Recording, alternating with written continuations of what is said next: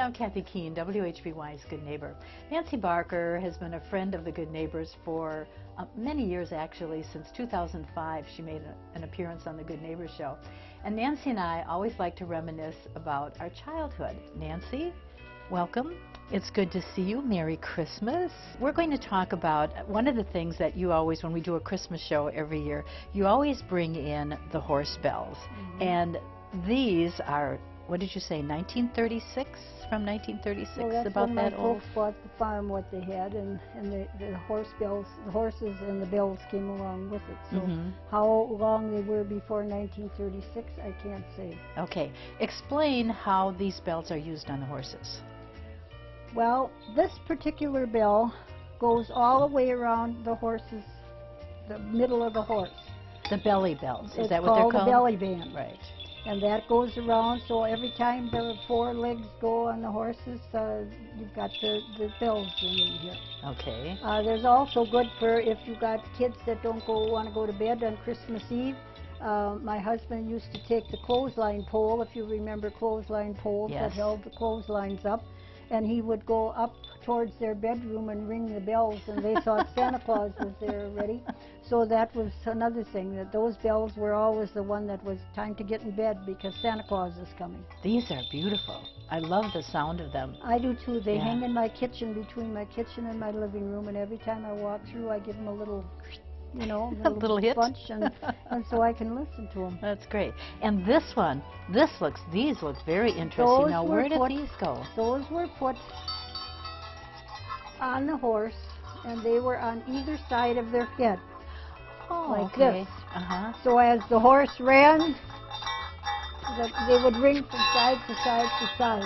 So that was the ones that went onto the harness.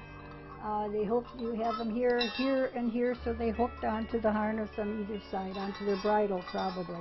So did these hang by the horse's ears or down from there? Down from there. Down from there. So that Okay. the horses could hear the horses. Horses were, well, my dad liked the sound of these too, so it didn't matter if there was something that was being pulled or if he was spreading cow manure over on the field, whatever. Mm-hmm. The horses, because everything was done by horse. We didn't have a tractor at that time. Right. Nancy, let's talk about some of the sleighs that your dad had when you were a kid growing up. How did he use them, and what kind of fun did you have riding on them? There was one sleigh that really wasn't a sleigh, it was a sled that he made out of wood and all sorts of things. And that was, the barn was quite a distance from the milk house. Mm-hmm. In those days the milk was in cans and then put in a big tank to be cooled till it was picked up the next day. He would have this big sleigh, and I still have it. It sits on my front porch. I was an only child, so I could take whatever I wanted. So I have the big wooden sleigh, and then you would pull the milk cans down to what was considered the milk house, where there was a big metal tank full of water, and you put the milk cans in there, and then the milk would stay cool till the next day, till the milk truck came and picked up the milk. Mm-hmm. When I was a child, my dad would pick a day each winter when I would pick to invite classmates from St. Mary's, Menasha on a sleigh ride. The horses had a band of bells around their bellies and big bells on either sides of their heads.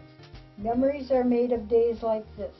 After riding around and around for a while, an hour or more, and we were more excited than if we spent a day at Disneyland.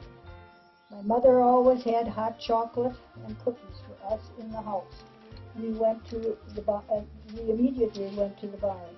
There were lots of kittens to pet, and lots of my friends had never seen a cow up close and personal, so there was always a lot of screaming and screeching and laughing. The cows were probably glad when the day was done and the day was over. Thank you for joining us for Christmas Memories with Nancy Barker.